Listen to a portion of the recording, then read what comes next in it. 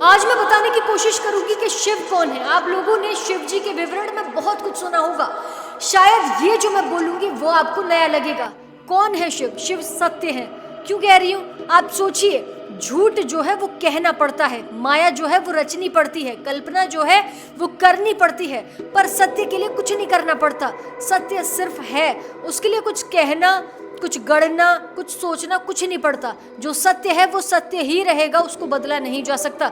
शिव सत्य है, पर शिव और भी चीज है। और क्या है शिव? शिव शून्य है। क्यों कह रही हूँ शिव शून्य है? आप सोचिए कि हम भारत देश में रहते हैं। भारत देश जो है वो एशिया में है, एशिया जो है वो अर्थ में है, अर्थ प्लेनेट जो है वो सोलर सिस्टम में है, सोलर सिस्टम जो है वो गैलेक्सी में है, और गैलेक्सी जो है वो यूनिवर्स में है। ऐसी कितनी गैलेक्सीज हैं और कितने यूनिवर्सेस हैं हमको नहीं मालूम, और माना जाता है कि ब्रह्मांड अभी भी फैल रहा है, मतलब और बड़ा हो रहा है। आप सोचिए कि कभी ऐसा भी तो होगा कि यहाँ कुछ नहीं होगा। मैं अर्थ की बात नहीं कर रही, मैं ब्रह्मांड की बात कर रही हूँ। कुछ नहीं होगा। जब कुछ नहीं होगा तो क्या होगा? शून्य होगा।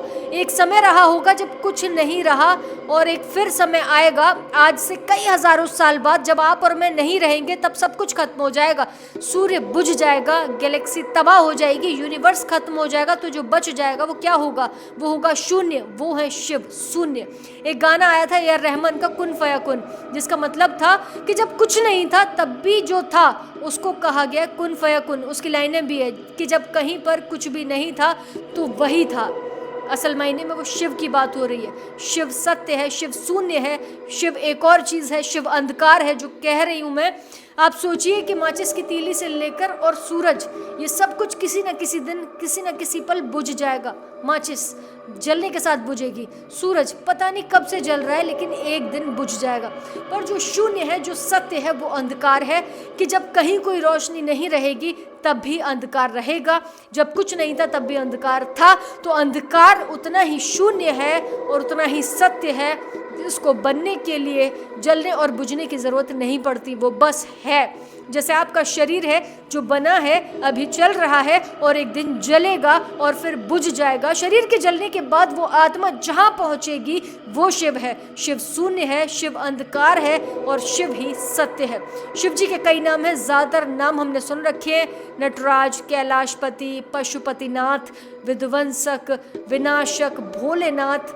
शिव के बहुत सारे अवतार भी हैं। जैसे हम लोगों को पता है कि विष्णु के 10 अवतार हैं। दशावतार में खास तौर पर जिन अवतारों का ज़्यादा नाम लिया जाता है वो है राम और कृष्ण। लेकिन विष्णु जी के जैसे 10 अवतार हैं, वैसे शिव जी के 19 अवतार हैं। 7 चिरंजीवी जिनके बारे में आपने सुना होगा। कौन कौन है? हनुमान, परशुराम, अश्वत्थामा, वेद व्यास, कृपाचार्य, राजा बलि और रावण का भाई विभीषण। इन 7 चिरंजीवियों में 2 नाम हैं, हनुमान और अश्वत्थामा। ये 2 अवतार शिव जी के ही हैं। ये 2 चिरंजीवी शिव जी के 19 अवतारों में से 2 हैं। आप बहुत सारे देवी देवताओं की तस्वीरें देखते हैं इधर उधर। कोई मोर पे सवार है, कोई शेर पर, कोई कमल के ऊपर बैठा है, कोई शेषनाग पर वैकुंठ धाम में लेटा हुआ है। इन सब को जब दिखाया जाता है तो पृथ्वी से बाहर दिखाया जाता है। ब्रह्मा जी को ब्रह्मांड में दिखाया जाता है कमल पर बैठे हुए, और बाकी सारे देवी देवता जाकर उनसे मिलते हैं। विष्णु जी को ज़्यादातर शेषनाग पे लेटे हुए दिखाया जाता है, एक शिव सागर पे, वैकुंठ धाम में। मगर शिव जब दिखते हैं पृथ्वी के अंदर ही दिखते हैं। कहाँ दिखते हैं? एक पत्थर पर बैठे हुए कैलाश में। इसीलिए जहाँ ब्रह्मा जी, ब्रह्मांड के रचयिता, जिनके लिए शिव हैं, वो कमल पर हैं, विष्णु जी शेषनाग पर हैं, वहाँ आपके और मेरे शिव एक पत्थर पर विराजमान है। और वो पत्थर कहाँ है? होता है कैलाश पर्वत पर।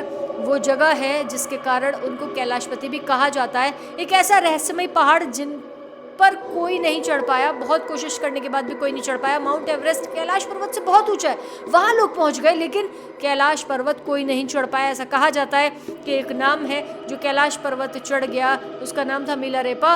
वो एक तिब्बतियन थे, एक जादूगर थे तिब्बत से, जो आज से कुछ 900 साल पहले चढ़ते चढ़ते कैलाश पर्वत पर चढ़ गए थे। क्यों चढ़े, कहाँ गए, किसी को नहीं पता। कैलाश पर्वत जो है वो रहस्यमय जगह है, और उसके रहस्य का जो मूल स्रोत है वो शिव है। तो ये है शिव। वीडियो अच्छी लगी हो तो सब्सक्राइब करके ज़रूर जाना। जय श्री राम, राधे राधे।